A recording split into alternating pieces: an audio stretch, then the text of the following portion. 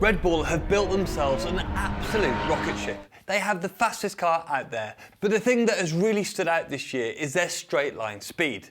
It meant that Max was able to blast past everyone on the way to winning his last 3 races.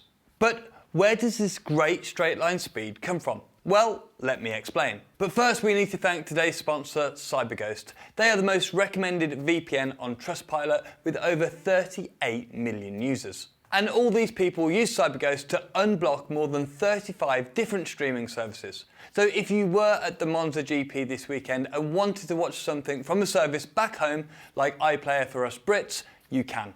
And this works with Netflix, Hulu, Prime Video, Disney+, as well as a load of services where you can watch some racing. And it's not just streaming. This secure connection keeps you secure no matter what you're doing on the internet. But what's great about CyberGhost is that you can connect up to 7 devices. So maybe your phone, laptop, TV, and that leaves you with 3 spare devices to share with family and friends.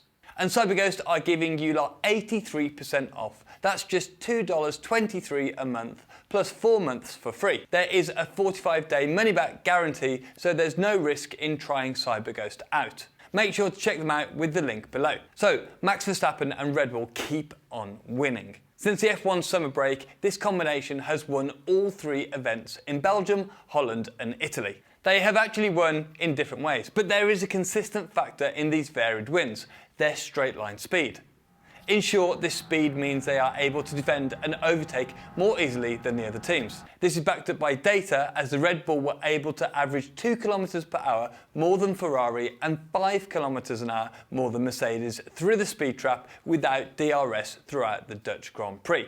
And with DRS activated, the delta actually got bigger, particularly over the Mercedes, which now became 10 km/h slower. In a situation where the Red Bull is attacking, they have over a 20 km/h average, which in F1 terms is a no contest. In contrast, during the Italian Grand Prix weekend, Red Bull ran a higher downforce configuration of rear wing, and this helped them manage their tyre wear in the race, whilst not compromising their straight line speed, which helped defend against Leclerc's advances in the final stint. And where Red Bull's rear wing looked like this, the other teams were running wings like this. So how did they get away with it on the straights? There are many factors that go into making a Formula 1 car quick in a straight line, and it's not as simple as you may think. So let's look at the aerodynamic philosophy first.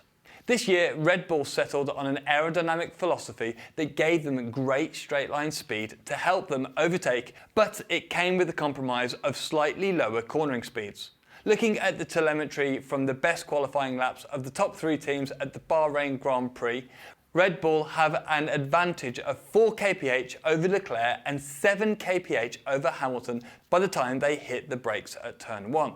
Delving deeper into the telemetry will show you that the Red Bull finds this advantage at the back end of the straight, gaining just over half a tenth on Leclerc and 1.5 on Hamilton in the 500 metres before the braking points.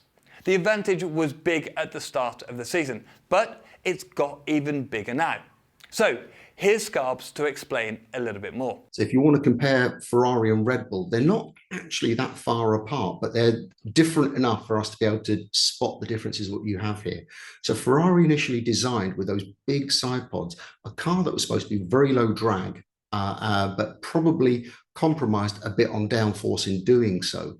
What they've realized through early in the season and through this kind of core middle part of the season is that they have to run a lot more downforce, and that in order to do that, they've had to add a lot more wing to the car.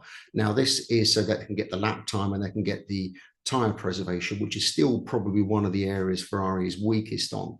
Now, Red Bull, in contrast, have gone kind of on the middle ground. If you then take the furthest ground from Ferrari being the Mercedes, is Red Bull have gone for a kind of a mid concept. So with their side pod and floor design, they're trying to minimize the drag, but not to such a huge extent as Ferrari are doing. But equally, they're trying to create more downforce with the underfloor in particular. And we've seen throughout then the balance of the year, Red Bull just constantly trying to trim out that rear wing as much as they can. This gives them, in theory, the perfect mix of high top end speed because of the reduced drag, but also the cornering performance and importantly, the race tyre management, because they have the downforce to look after those Pirellis. So the aero philosophy of the Red Bull has given them a nice balance, and clearly they have found a great window for this car.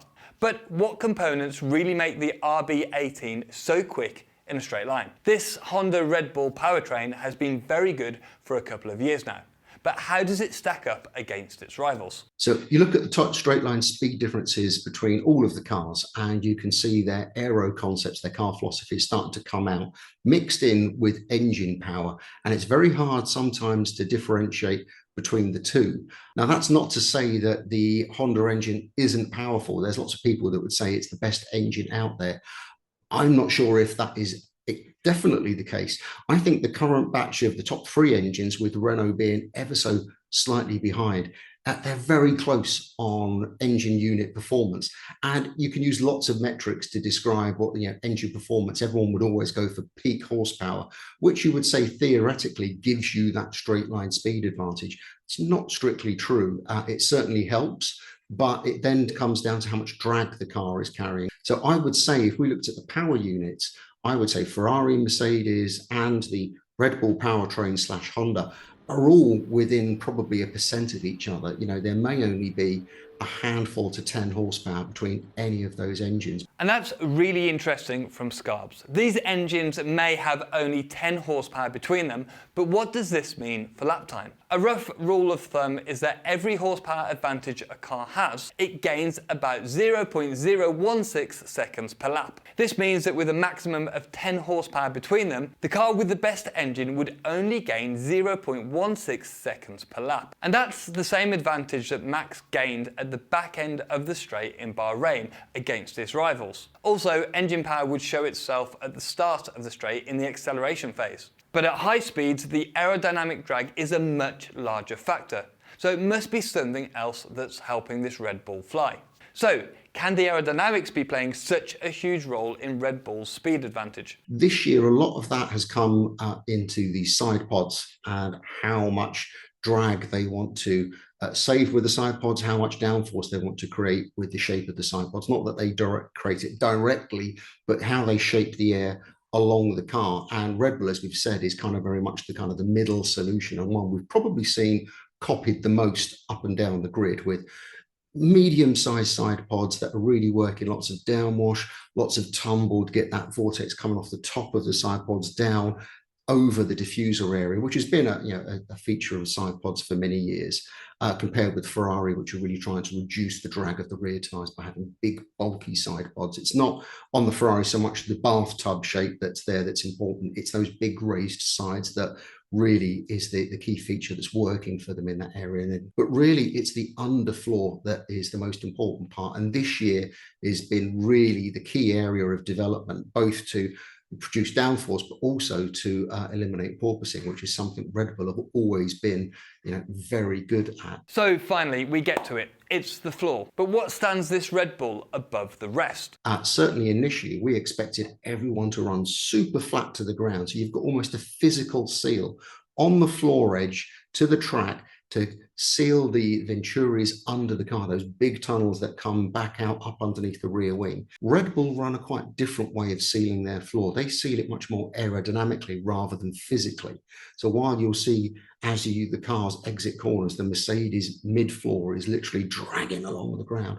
The Red Bull one tends to be quite clear, but what they're doing is they're sealing with air, with vortices. They're working aerodynamic features under the floor, so just on the inside of the floor edge where the tunnel finally comes down to the edge floor edge, and then equally the step that passes underneath the car that really splits the two separate tunnels, which all kick off vortices. And the vortices will do two things. First of all, they'll naturally lower the pressure under the floor anyway and direct the airflow under the floor.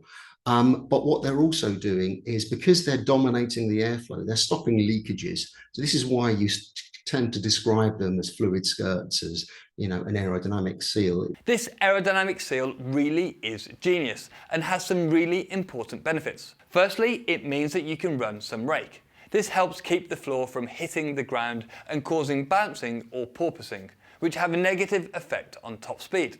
Just ask Mercedes. The lack of bouncing keeps the airflow moving under the floor, and with that, Red Bull have a more consistent feel for their aero. This makes the car predictable, as any physical issue with the floor shouldn't affect the aerodynamics. And with the floor working so well for them, it generates enough downforce to enable them to trim off the wings and keep the Red Bull rapid through the corners while increasing its already leading top speed. But then what happened in Monza was completely against this. Red Bull ran a massive wing compared to the rest of the grid at a super high-speed circuit. What we saw during the Italian Grand Prix weekend was the whole aero philosophy and development of this Red Bull come together. While the developed floor gives them enough aero to trim the wings more than others, the overall package produces little air resistance, lessening the effect that more wing has on the car's top speed.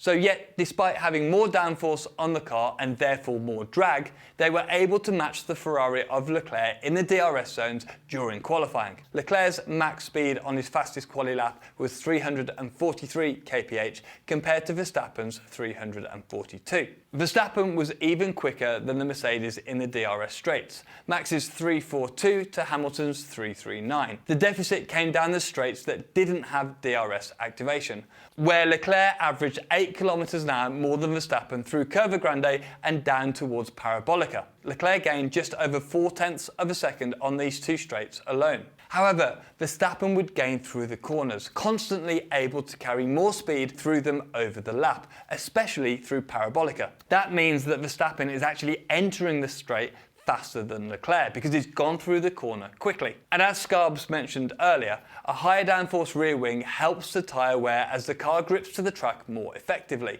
meaning it slides less across the surface, minimising overheating and therefore tyre degradation. If you look at Verstappen's first stint on the softs, there was only a 0.6 difference between his fastest lap and his last lap on those tyres. Red Bull have been so quick this year, but why has Verstappen been so much quicker than Perez? Luckily, we have a video on this which you can check out just here. Thank you very much for watching, please subscribe, and I'll catch you in the next one.